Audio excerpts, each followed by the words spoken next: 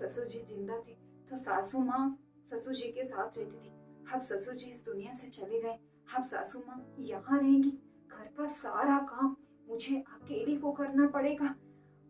सुबह सुबह उठो, ऑफिस जाओ, इनके लिए खाना बनाओ। हमारा जो मन करता है हम खाना बनाकर खा लेते हैं, पर आपकी माँ को तो प्रॉपर खाना चाहिए। सुबह 4 बजे चाय चाहिए, लंच डिनर ब्रेकफास्ट सब प्रॉपर चाहिए।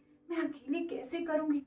और ऊपर से आपकी माँ को बलगम की प्रॉब्लम है, जब देखो थूकती रहती है। मैं अकेले इतना काम कैसे संभालूंगी? बिट्टू को, आपको, सासू माँ को कैसे? आपको सुनाई दे रहा है कि मैं क्या बोल रही हूँ? अरे तो तुम चाहती क्या हो? कि मैं माँ को फोन करूं और उनसे कहूं कि तुम यहाँ मत आओ, तुम्हारी बहू से तुम्हारी सेवा नहीं होगी, तुम जहाँ हो वहीं रहो। और वैसे भी बिट्टू कितनी खुश है कि उसकी दादी माँ आ रही है। और वैसे भी मम्मी 1 हफ्ते के लिए आ रही है, उसके बाद वो चली जाएंगी। Very funny. आपको मेरी क्या पड़ी? आपको तो बस अपनी माँ की पड़ी है। घर का सारा काम, खाना बनाने का काम, साफ सफाई का काम मुझे अकेले को करना पड़ता है। आप ना एक नौकरानी रख लो नहीं तो। और अगर 1 हफ्ते से ज्यादा अगर आपकी माँ यहाँ रुकी ना, तो मैं बिट्टू को लेकर हमेशा हमेशा के लिए मायके चली जाऊंगी और वहीं से ऑफिस भी चली जाया करूंगी। आप रहना अपनी माँ के साथ, और हाँ, अपने लिए एक नौकरानी भी रख लेना।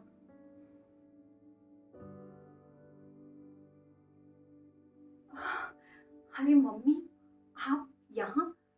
मैंने आपको कितनी बार बुलाया पर आप कभी मेरे पास नहीं आई, और आज अचानक कैसे? अरे बेटी, अब तेरी सासू माँ ने हाथ जोड़कर मुझसे आग्रह किया तो मुझे आना पड़ा। बातें साथी बाद में हो जाएंगी, पहले खाना खा लेते हैं, उसके बाद मुझे तुम सबसे एक जरूरी बात करनी है। जरूरी बात?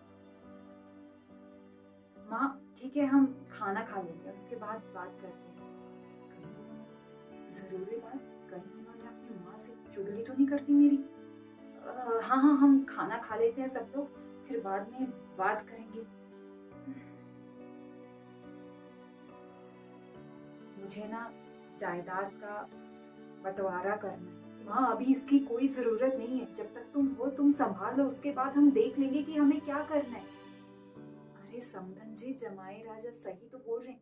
अभी आपको जायदाद का बंटवारा क्यों करना है? अभी इसकी कोई जरूरत नहीं है। नहीं समधन जी, मैंने सोच लिया, मुझे अपनी जायदाद का बंटवारा करना है। और बेटा, जिंदगी का क्या भरोसा, कल क्या हो जाए किसे पता। पति पत्नी में से पति को अगर कुछ हो जाए तो पत्नी को कचहरी के चक्कर लगाने पड़ते।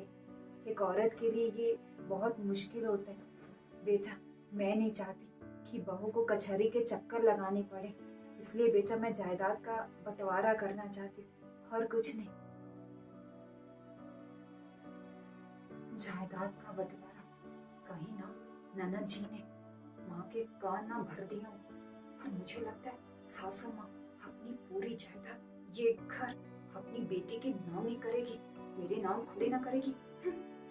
शहर का जो ये घर है ना, वो मैं अपनी बहू के नाम करना चाहती हूँ, और गांव में जो घर है ना, वो मैं बेटा तुम्हारे नाम करना चाहती हूँ। और रही तुम्हारी बहन की बात, वो भी जायदाद में अपना हिस्सा ले सकती है अगर वो चाहे, पर बेटा उसे ये सब नहीं चाहिए। मैं चाहती हूँ कि मेरे मरने के बाद भी मेरी बेटी को उतनी ही इज्जत और प्यार मिले जितना मेरे जीते जी मिलता है, और मुझे कुछ नहीं चाहिए।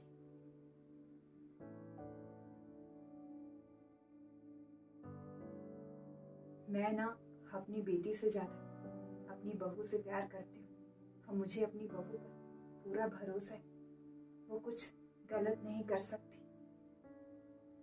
बेटी, तू बहुत ही भाग्यशाली है जो तुझे ऐसी सासू माँ मिली। हाँ हाँ, बिल्कुल सही बोल रहे हो। मैं सासू माँ के बारे में कितना बुरा सोचती थी, पर सासू माँ मुझे अपनी बेटी से ज्यादा प्यार करती, और मेरी घिन आती है मुझे अपनी सोच।